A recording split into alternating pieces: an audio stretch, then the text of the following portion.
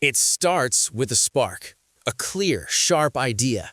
It feels different this time. Not a wish, but a plan.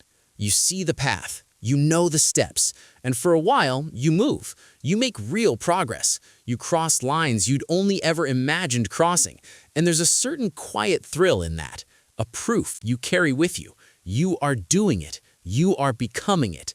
Then, one ordinary Tuesday, you open the notebook, or you sit at the desk, or you put on the shoes to go for that run, and the circuit is dead. The spark is gone. It's not that you can't do it, it's that you simply don't care to. The goal that felt like a revelation now feels like a chore, a distant, hollow thing. And the voice comes, quiet and sure. It whispers that you're a fraud, that you don't have what it takes, that you're just someone who starts things, not someone who finishes them. This isn't about laziness. This is something more confusing. It's the mystery of your own motivation draining away right when you thought you were finally getting somewhere. You recognize the pattern by now. The promising new job that becomes a set of tedious tasks, the creative project that lives vibrantly in your mind but turns to dust when you try to push it further. The relationship you fought for, now settled into a quiet, bewildering distance. You start to watch yourself do it. You see the enthusiasm rise. You feel the commitment solidify. You take the bold steps, and then, as if on a hidden timer, your own interest abandons you. It leaves you standing in a room you built but no longer want to live in.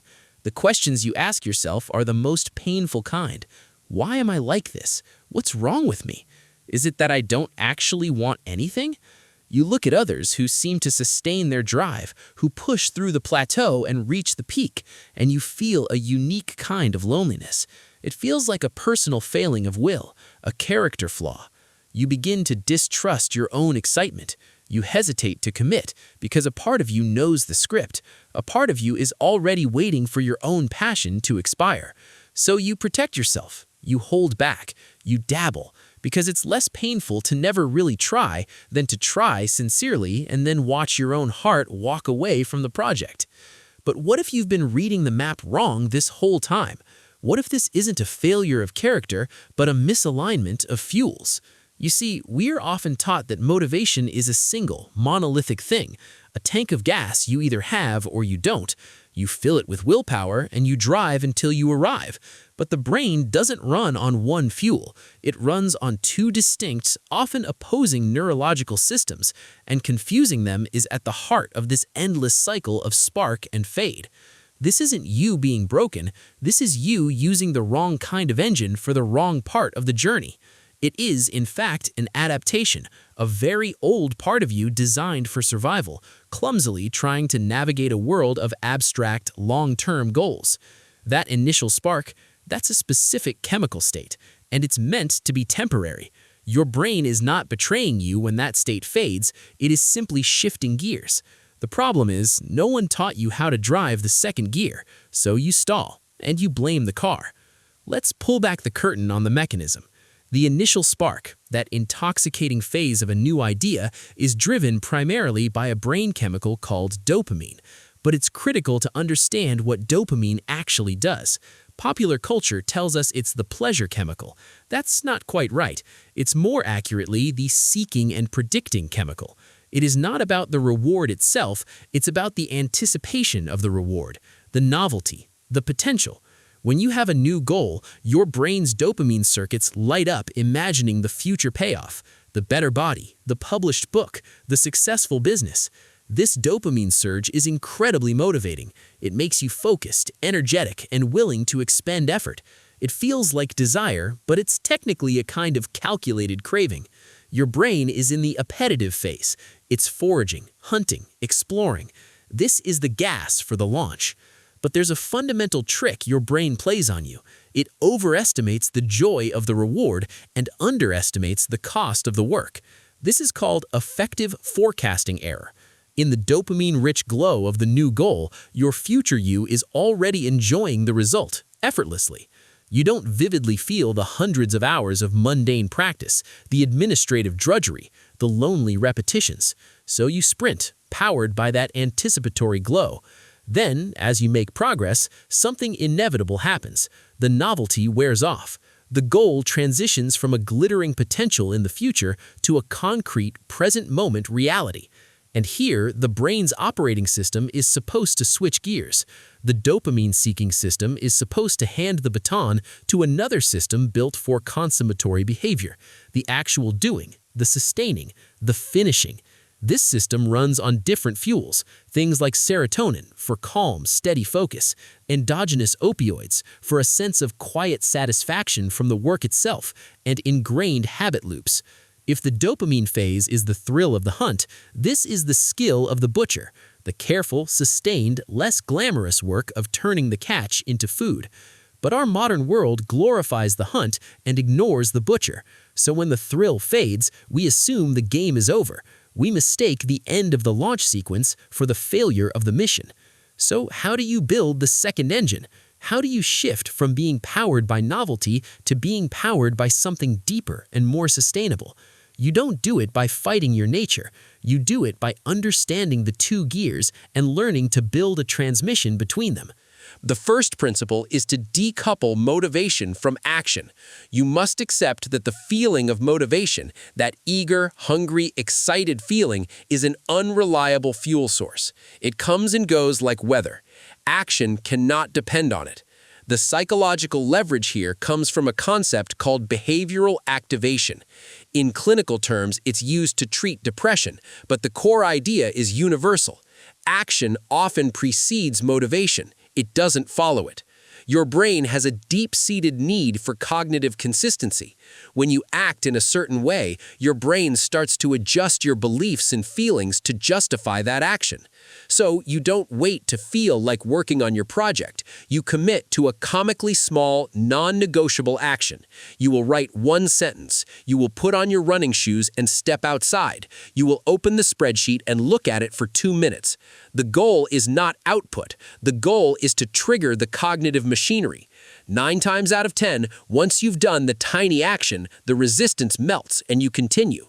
You've used a physical behavior to jumpstart the psychological state instead of waiting for the psychological state to magically appear. The second principle is to engineer the conditions for flow, not excitement.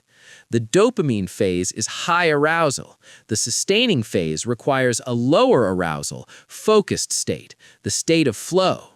Flow occurs when the challenge of the task slightly exceeds your current skill level and you receive immediate feedback. When you're losing interest, the work has often become either too easy, boring, or too hard, anxious. You need to recalibrate the challenge. Break the next step down until it's just barely on the edge of your ability.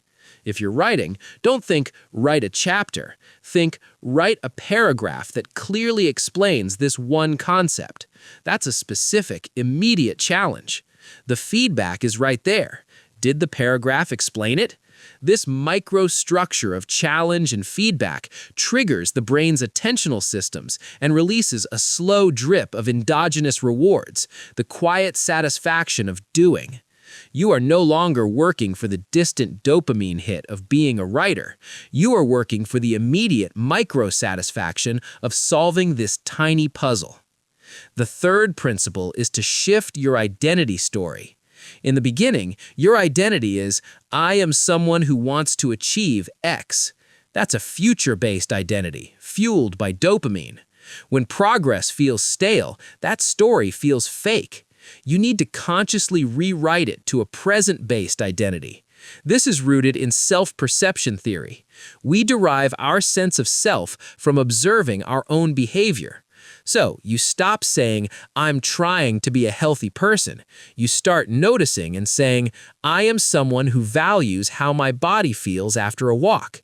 You stop saying, I'm building a business. You start saying, I am a person who solves one client problem thoroughly each day. You anchor your identity not in the distant summit, but in the texture of the daily climb. This does something profound. It makes the work itself an expression of who you are right now, not a ransom you're paying to a future version of yourself. The reward is integrity in the present moment, which is a far more stable source of meaning than a hypothetical future payoff. The fourth principle is to schedule disengagement. This sounds counterintuitive, but it's critical. The brain's default mode network, the network active when you're not focused on a task, is where your mind makes subconscious connections, consolidates memories, and finds meaning.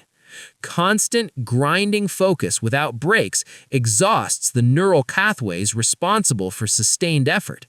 By deliberately scheduling time to fully step away, a true walk with no podcast, a few minutes just staring out the window, you are not being lazy. You are allowing the butchering part of your brain to work subconsciously. You are allowing the satisfaction from the progress you've made to actually land and be felt. This downtime is what converts effort into a sense of accrued mastery. It prevents the work from becoming a form of chronic, low-grade stress that your brain will instinctively seek to avoid, killing your interest.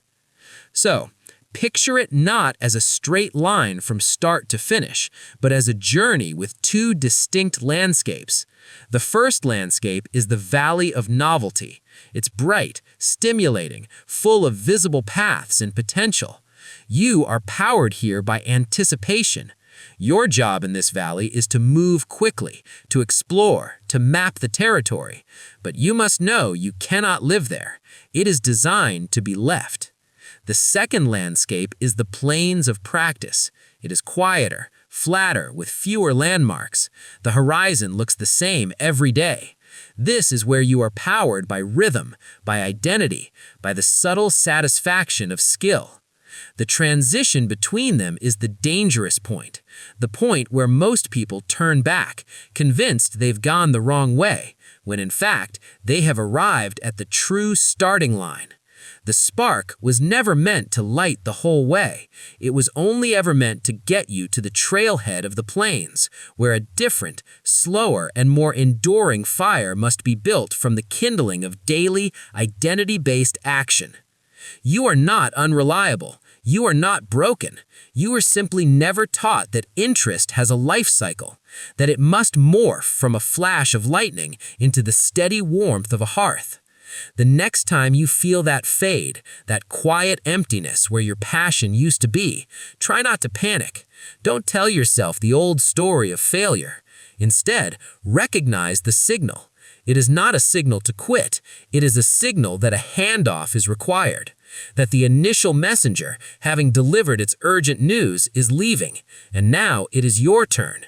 Not the excited dreamer you, but the quieter, more resilient you. The one who shows up not for the fireworks, but for the dawn.